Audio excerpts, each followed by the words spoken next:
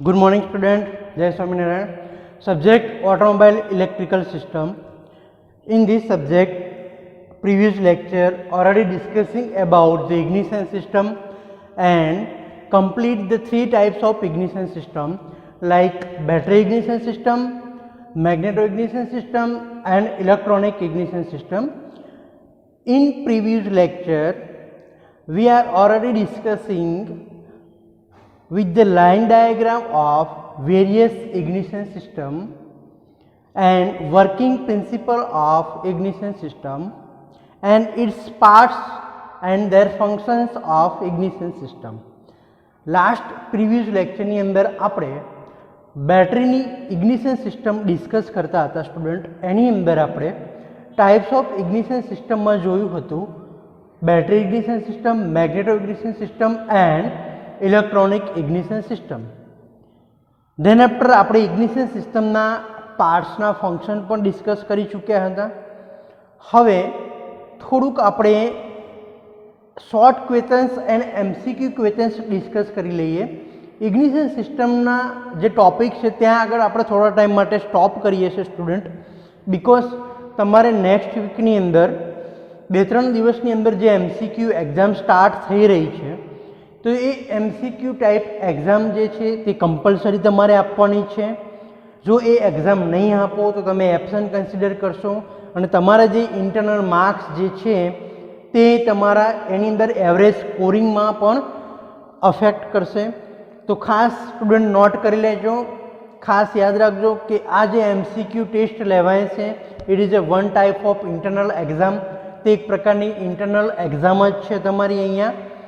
તો એ ખાસ સિરિયસ થઈને એ MCQ base exam student compulsory બધાએ જ એટેમ્પ્ટ કરવાની રહેશે. હવે આપણે આગળ જોઈએ તો કે તમારે એઈએસ સબ્જેક્ટની અંદર ટોટલ 3 ચેપ્ટરના એમસીક્યુ ક્વેશ્ચન્સ તમારે પૂછાશે. તેની અંદર ફર્સ્ટ આપણે ડિસ્કસ કર્યું હતું ચેપ્ટર નંબર 1ની અંદર જોઈએ તો ઇન્ટ્રોડક્શન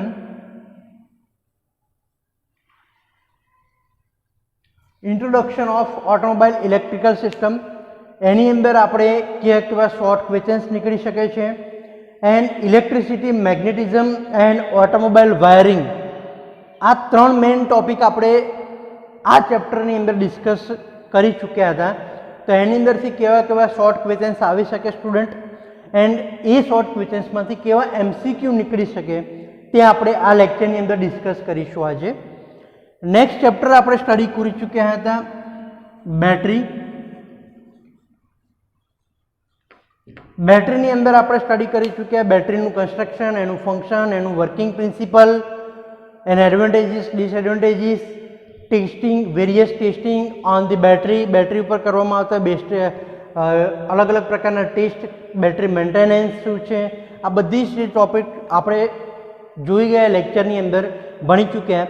એની અંદરથી શોર્ટ ક્વેશ્ચન્સ કેવા નીકળે છે એન્ડ તમારે જે નેક્સ્ટ વીકની અંદર એઈએસ સબ્જેક્ટની જે 30 માર્ક્સની એમસીક્યુ ટેસ્ટ હશે એની અંદર એ ટેસ્ટની અંદર કેવા એમસીક્યુ આવશે સ્ટુડન્ટ એ આપણે ડિસ્કસ કરીશું. ત્રીજું તમારે સિલેબસની અંદર એમસીક્યુ ટેસ્ટ જે છે તેનું સિલેબસની અંદર ત્રીજું ચેપ્ટર તમારે રહેશે ઇગ્નિશન સિસ્ટમ. હવે ઇગ્નિશન સિસ્ટમની અંદર સ્ટુડન્ટ આખું ચેપ્ટર તમારે કરવાનું નથી રહેતું. ઇગ્નિશન સિસ્ટમની અંદર જેટલા બી ટોપિક આપણે અત્યાર સુધી કવર કર્યા છે આજ સુધી તેને આપણે અહીંયા કવર કરીશું એમસીક્યુ ટેસ્ટ એક્ઝામની અંદર. તો એની અંદર કવર થયા છે functions of ignition system, ignition સિસ્ટમનું કાર્ય શું છે તે, types of ignition system, ignition સિસ્ટમના પ્રકાર એન્ડ પાર્ટ્સ જે છે ઇગ્નિશન સિસ્ટમ એનું લિસ્ટ, એનું મટીરિયલ અને એના કાર્ય, એના ફંક્શન્સ આટલા સુધી આપણે ઇગ્નિશન સિસ્ટમમાં સ્ટડી કરી ચૂક્યા.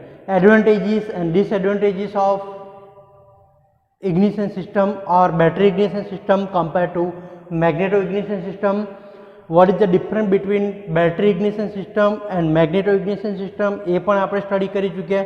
તો આટલો જે સિલેબસ ચાલ્યો છે ઇગ્નિશન સિસ્ટમમાં જે ટોપિક ચાલે છે એમાંથી સ્ટુડન્ટ તમારે એમસીક્યુ નીકળશે.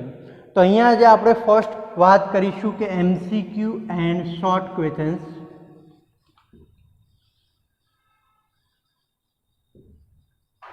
ફોર ધી એક્ઝામની અંદર તમારે જીટીયુ એક્ઝામની પહેલાં તો વાત કરું તો તેની અંદર તમારે 14 માર્ક્સનો પહેલો જે ક્વેશ્ચન્સ હોય છે એટલે કે શોર્ટ ક્વેશ્ચન જે પૂછાતા હોય છે એમાં તમને 10 ક્વેશ્ચન્સ આપેલા હોય છે.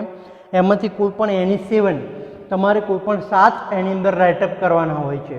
તો જે 7 ક્વેશ્ચન્સ હોય છે તે તમારે 2-2 માર્ક્સના પૂછાતા હોય છે. તો 2 માર્ક્સની અંદરથી કેવા આ 3 ચેપ્ટરમાંથી ક્વેશ્ચન્સ નીકળી શકે છે અને તમારી જે એક્ઝામ છે એમાંથી MCQ ક્વેશ્ચન્સ તમારે કેવા નીકળી શકે છે એ આપણે અહીંયા ડિસ્કસ કરીશું. Let's start with the first chapter of automobile electrical systems. Chapter 1 થી આપણે સ્ટુડન્ટ સ્ટાર્ટ કરીશું. તો પહેલું ચેપ્ટર હતું આપણું electricity, introduction and automobile wiring. આ આપણે ફર્સ્ટ ચેપ્ટરનું નામ છે, electricity, magnetism, introduction and automobile wiring. તો આની અંદરથી આપણો ફર્સ્ટ ક્વેશ્ચન્સ નીકળી શકે છે સ્ટુડન્ટ, જે શોર્ટ ક્વેશ્ચન્સ પણ આવી શકે છે. તો ફર્સ્ટ ક્વેશ્ચન્સ આપણે જોઈએ, રાઇટ ડાઉન ધ ઓહ્મ્સ લો.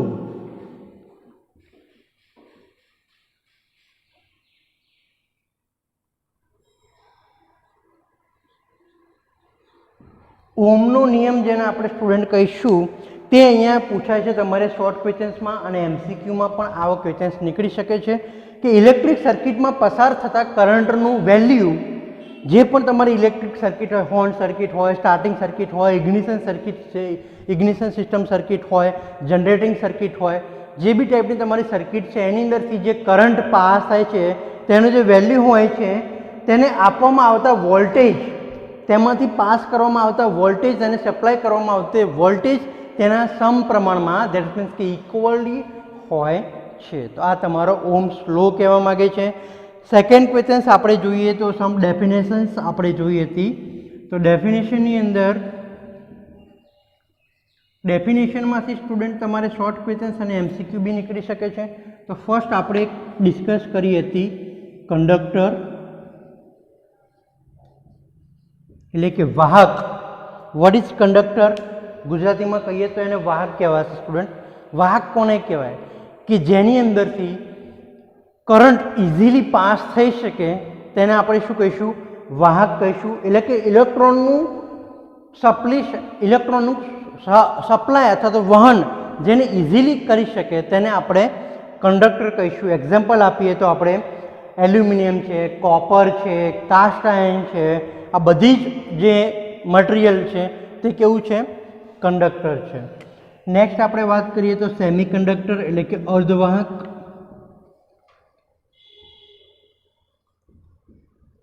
તો સ્ટુડન્ટ સેમી કંડક્ટર કોને કહીશું? અર્ધવાહક. કે જેની અંદરથી જે પદાર્થમાંથી કોઈ સારા કંડક્ટર નથી, કોઈ સારા વાહક નથી, ઇઝીલી ઇલેક્ટ્રોનનું વહન નથી થઈ શકતું, એટલે દેટ્સ મીન્સ કે કંડક્ટર પણ નથી અને ઇન્સ્યુલેટર પણ નથી, તેને શું કહીશું આપણે? અર્ધવાહક, સેમી કંડક્ટર. એક્ઝામ્પલ જોઈએ તો જર્મેનિયમ છે, સિલિકોન છે, તો આ બધું શું છે? સેમી કંડક્ટર છે. ઓકે. તો તમને ઓપ્શનમાંથી MCQ કેવો સ્ટુડન્ટ નીકળી શકે અહીંયા? કે તમને કોઈ પણ 4 મટીરિયલ આપ્યા હોય, કોપર આપેલું હોય, એલ્યુમિનિયમ આપેલું હોય, કાસ્ટ આયર્ન આપેલું હોય અને એક સિલિકોન મટીરિયલ આપેલું હોય. તો which is the of semi conductor? નીચેનામાંથી કયા સેમી કંડક્ટર છે material? Which material is semi conductor? તો આ 4 ઓપ્શનમાંથી રાઈટ આન્સર કયો આવશે? સિલિકોન. ક્લિયર? તો આવી રીતનાથી MCQ આની અંદરથી કંડક્ટરના અને સેમી કંડક્ટરના MCQ પણ આવી શકે છે સ્ટુડન્ટ. નેક્સ્ટ વાત કરીએ તો હવે થર્ડ ટાઈપ જે છે ઇન્સ્યુલેટર. ઇન્સ્યુલેટર એટલે કે અવાહક, જેમાંથી ઇલેક્ટ્રોનિક કરંટ અથવા ઇલેક્ટ્રોન સપ્લાય થઈ શકે નહીં, એટલે કે વહન થઈ શકશે નહીં, તેને આપણે સ્ટુડન્ટ શું કહીશું અહીંયા? ઇન્સ્યુલેટર. ઇન્સ્યુલેટરનું એક્ઝામ્પલ આપવું હોય તો સ્ટુડન્ટ વુડન છે, પ્લાસ્ટિક છે, પેપર છે, એટસેટ્રા. બરાબર. આવી રીતના આની અંદરથી બી તમને એક MCQ નીકળી શકે કે 4 ઓપ્શનમાંથી વુડન આપેલું હોય અને બીજા 3 ઓપ્શન આપેલા હોય કંડક્ટર અને સેમી કંડક્ટરના. તો એમ ક્વેશ્ચન્સ આવે કે નીચેનામાંથી કયું અવાહક છે? તો રાઈટ આન્સર કયું આવશે? વુડન હોય તો વુડન, પેપર હોય તો પેપર, પ્લાસ્ટિક હોય તો પ્લાસ્ટિક, રબર બી આવે છે ઇન્સ્યુલેટરમાં, ખાસ ધ્યાન રાખજો. તો આ બી ઓપ્શન તમારે MCQ એક્ઝામની અંદર આવા ક્વેશ્ચન્સ નીકળી શકે છે સ્ટુડન્ટ. તો આવાથી સેકન્ડ ક્વેશ્ચન્સ ડેફિનેશન આપણે થોડીક જોઈ તેની અંદર. થર્ડ ક્વેશ્ચન્સ આપણે જોઈએ તો series circuit and parallel circuit. Question number 3, series circuit and parallel circuit. સૌથી પહેલાં બે વચ્ચેનો તફાવત સમજીએ. તેને ડેફિનેશન સમજશું તો ડિફરન્ટ આપણને સમજાઈ જશે. What is series circuit and what is parallel circuit? ઘરમાં જે આપણું કરંટ સપ્લાય, વોલ્ટેજ સપ્લાયનું જે સર્કિટ ડાયાગ્રામ અથવા તો જે વાયરિંગ કરેલું હોય છે તે સ્ટુડન્ટ કેવું હોય છે? સિરીઝ કે પેરેલલ? ઓકે, તમને એક એક્ઝામ્પલ આપું તો વધારે સમજમાં આવશે. તમારું કોઈ પણ ઘરનું કોઈ પણ ઇલેક્ટ્રોનિક એપ્લાયન્સ, એટલે કે તમારું જે ડિવાઇસ છે, સપોઝ કે પંખો છે, ટ્યુબલાઇટ છે, ફ્રીજ છે, બધા જ ઇલેક્ટ્રોનિક એપ્લાયન્સ છે, એમાંથી કોઈ પણ એક બંધ થાય છે તો શું બધા જ બંધ થઈ જાય છે? તો કે ના. ધેટ્સ મીન્સ કે તમારું કનેક્શન કેવું છે? પેરેલલ કનેક્શન છે. જ્યારે સિરીઝ કનેક્શનમાં કેવું થશે કે તમારું કોઈ પણ સપોઝ કે કોઈ પંખો ઉડી ગયો, ટ્યુબલાઇટ ઉડી ગઈ, તો તમારે બધા જ એપ્લાયન્સ, જે ઇલેક્ટ્રોનિક એપ્લાયન્સ છે, ડિવાઇસ જે છે તે બધા જ બંધ થઈ જવા જોઈએ. તો એને શું કહેવામાં આવે છે સ્ટુડન્ટ? તો કે સિરીઝ સર્કિટ. તો આ ડિફરન્સ છે સિરીઝ અને પેરેલલનો. સિરીઝ સર્કિટની અંદર દરેક કોમ્પોનન્ટ સિરીઝમાં જોડવામાં આવે છે, જ્યારે પેરેલલની અંદર દરેક કોમ્પોનન્ટ ઇન્ડિવિજ્યુઅલી એનું કનેક્શન આપેલું હોય છે. સિરીઝ સર્કિટનું કરંટનું જે વેલ્યુ હોય છે તે સરખું રહે છે, ઇક્વલ હોય છે, જ્યારે પેરેલલની અંદર કરંટ અને વોલ્ટેજનું વેલ્યુ વેરિએશન થતું હોય છે, એટલે કે ચેન્જીસ આવતા હોય છે. બરાબર? એક ઇઝી ડાયાગ્રામ દ્વારા તમને સમજાવી દઉં સ્ટુડન્ટ. અહીંયા સિરીઝ સર્કિટનો આપણે સૌથી પહેલાં ડિસ્કસ કરીએ તો સિરીઝ સર્કિટની અંદર બેઝિક સમજાવું છું ખાલી ફક્ત આઈડિયા માટે. આ L1 લેમ્પ છે તમારો, આ L2 રેઝિસ્ટન્સ લેમ્પ 2 છે અને આ L3 લેમ્પ લગાવેલો છે, જેને અહીંયા બેટરીના ટર્મિનલ સાથે, એટલે કે બેટરી સાથે કનેક્ટેડ છે. બેટરીને ઓન ઓફ કરવા માટે અહીંયા સ્વિચ આપેલી છે સ્ટુડન્ટ. આ આપણે સર્કિટ જોઈએ તો સિરીઝ સર્કિટ આ છે. આ શું છે? બેટરી. આ છે આપણી સ્વિચ. બેટરી સ્વિચ સર્કિટની અંદર 3 રેઝિસ્ટન્સ લગાવેલા છે, લેમ્પ 1, લેમ્પ 2 એન્ડ લેમ્પ 3. આ આવશે આપણું સર્કિટ ડાયાગ્રામ છે સિરીઝનો. કેમ કે અહીંયાથી તમે જેવી સ્વિચ ઓન કરશો એટલે બેટરીમાંથી જે કરંટ પાસ થશે તે 3 ડિવાઇસમાં, 3 એપ્લાયન્સમાં, 3 લેમ્પમાં ઇક્વલ કરંટ પાસ થશે. ક્લિયર? આ તો એનો ટોટલ રેઝિસ્ટન્સ કેટલો થશે student? R is equal to R1 plus R2 plus R3. આ એનો ટોટલ રેઝિસ્ટન્સ થશે સિરીઝ સર્કિટનો. હવે આપણે સમજીએ સેમ કે what is parallel circuit. Parallel circuit કોને કહીશું?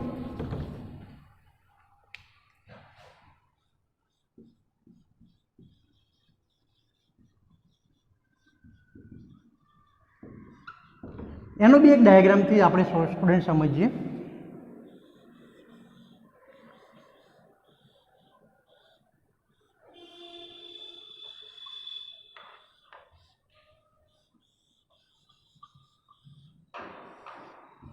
આ જે કનેક્શન સ્ટુડન્ટ આપેલું છે, અહીંયા બેટરી કનેક્ટ કરેલી છે, અહીંયા તમે એક સ્વિચ આપી દેશો. Clear student?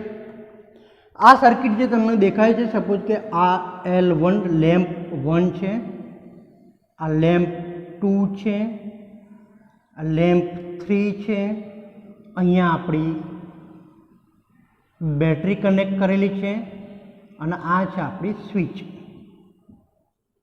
હવે જ્યારે તમે સ્વિચ ઓન કરશો ત્યારે સ્ટુડન્ટ તમે જોઈ શકો છો બેટરીનો સપ્લાય સૌથી પહેલાં L3માં જશે, તો આ લેમ્પ તમારે ચાલુ થશે. આનું ઇન્ડિવિજ્યુઅલ કનેક્શન છે, લેમ્પ 2માં જશે તો લેમ્પ 2 ચાલુ થશે, લેમ્પ 1માં જશે તો લેમ્પ 1 ચાલુ થશે. Clear student? અહીંયા તમે જોઈ શકો છો. સપોઝ કે તમારું આ જે લેમ્પ છે એ ઉડી ગયો તો તમારે આ બેને કોઈ ઇફેક્ટ થશે નહીં. આ બંને તો કેવા રહેશે? ચાલુ રહેશે. સેમ અહીંયા જોઈએ તો તમારે અહીંયા કનેક્શન આમથી આમ જ જાય છે. ક્લિયર? સર્કિટની અંદર આ તમારું એપ્લાયન્સ ડેમેજ થઈ ગયું, શોર્ટ સર્કિટ થઈ ગયું, તો અહીંયાથી તમારો જે કરંટ છે એ શું થઈ જશે? બ્રેક થઈ જશે. ધેટ્સ મીન્સ કે આગળ સપ્લાય થશે નહીં. તો એટલા માટે આને શું કહેવામાં આવે છે? સિરીઝ. અને આને ઇન્ડિવિજ્યુઅલી આપેલું છે એટલા માટે આને શું કહેવાય છે? Parallel connection. હવે એનો ટોટલ રેઝિસ્ટન્સ જોઈએ તો 1/R is equal to 1/R1 plus 1/R2 plus 1/R3. તો this is a total resistance of parallel circuit. તો આની અંદરથી ઘણા બધા MCQ બી આવી શકે છે, શોર્ટ ક્વેશ્ચન્સ ડેફિનેશન પણ પૂછાઈ શકે છે અને ડિફરન્ટ પણ પૂછાઈ શકે છે. 3 ક્વેશ્ચન્સ અહીંયા એક જ ક્વેશ્ચન્સની અંદર આપણે ડિસ્કસ કરીએ સ્ટુડન્ટ. ફર્સ્ટ MCQ બી આવી શકે છે, સેકન્ડ કે શોર્ટ ક્વેશ્ચન્સ એવો બી પૂછાઈ શકે છે કે what is series circuit, give the definition of series circuit and parallel circuit and write down the difference between series circuit and parallel circuit. Clear? તો આ સ્ટુડન્ટ વાત કરીએ આપણે સિરીઝ અને પેરેલલની. નેક્સ્ટ હવે આપણે સમજ્યા હતા સ્ટુડન્ટ ફર્સ્ટ ચેપ્ટરમાંથી ખાસ ઇમ્પોર્ટન્ટ જે હતું કલર કોડ. તમે સ્ટુડન્ટ તમે ખબર હશે કે ઓટોમોબાઈલની અંદર જે વાયરિંગ કરેલું હોય છે તે વાયરના જે કલર હોય છે તે ડિફરન્ટ ટાઈપ્સ ઓફ કલર વાયરની અંદર યુઝ કરવામાં આવતા હોય છે. તો એ કલર કયા કયા ટાઈપના હોય છે તે આપણે સ્ટડી કરી ચૂક્યા હતા. તો એની અંદરથી આપણે સૌથી પહેલાં જોઈએ cable colour code. Clear student? તો કેબલ કલર કોડની અંદરથી કેવા ક્વેશ્ચન્સ નીકળી શકે છે કે તમને કોઈ એવું કીધું હોય ક્વેશ્ચન્સની અંદર કે સફેદ કલર શેના માટે યુઝ થાય છે? નીચેનામાંથી કયો ડિવાઇસ માટે white colour are used for the which is device in the automobile wiring. નીચેનામાંથી કયા ડિવાઇસ માટે વ્હાઇટ કલર યુઝ થાય છે?